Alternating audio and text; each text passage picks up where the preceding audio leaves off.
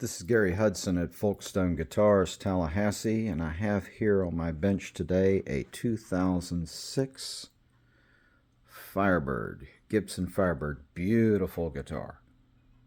The lacquer on this thing is really nice. And this is just a quick video on the prep involved for a refret.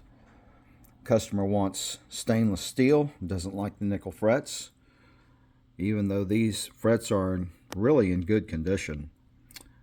Still, we're going to go with stainless. I've done stainless on several of his other guitars, and he likes my frets, so my stainless are going on here. And in the prep for this,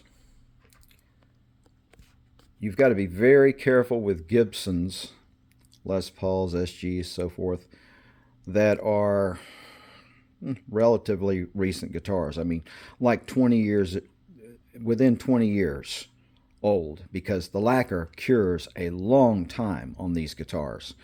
And regular painter's tape can make a mark on that lacquer. It can actually check it. And I don't mean the adhesive sticks in it. I mean the tape actually makes indentations in the lacquer. That's how soft it is. You can scratch it with your fingernail. You got to be very careful with this lacquer, okay?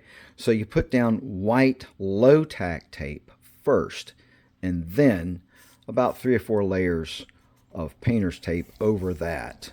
And you don't have to worry about the painter's tape checking the siding. It doesn't do that. This is just mainly a top issue.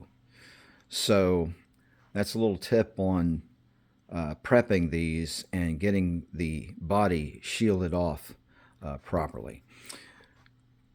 The other thing that's going to change here is that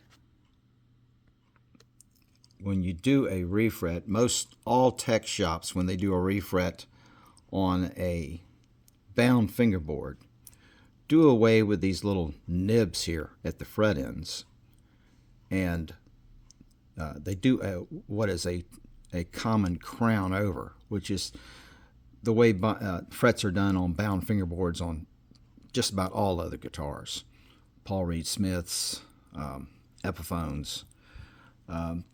And the reason for that is you would actually have to replace the binding and reshoot the neck shaft in order to get those nibs back on there. Because the way Gibson did them was by, see, there's a track here.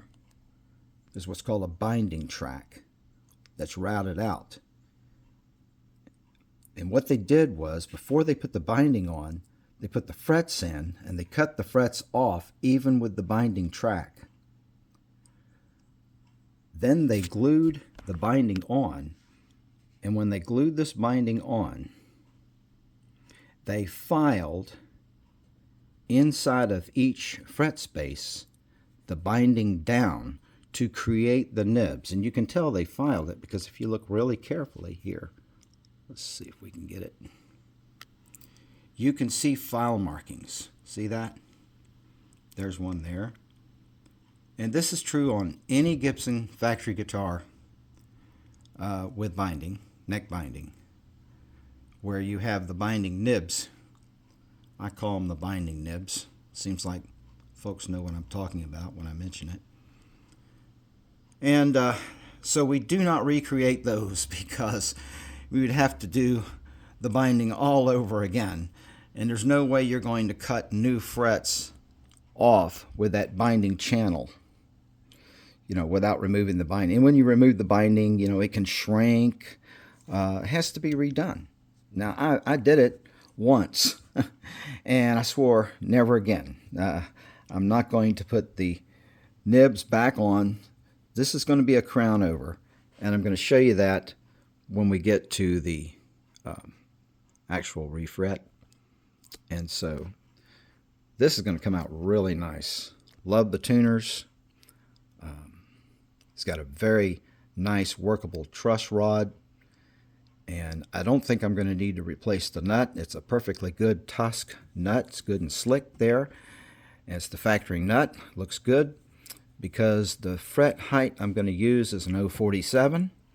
So what's going in here is a .104 by .047 fret wire.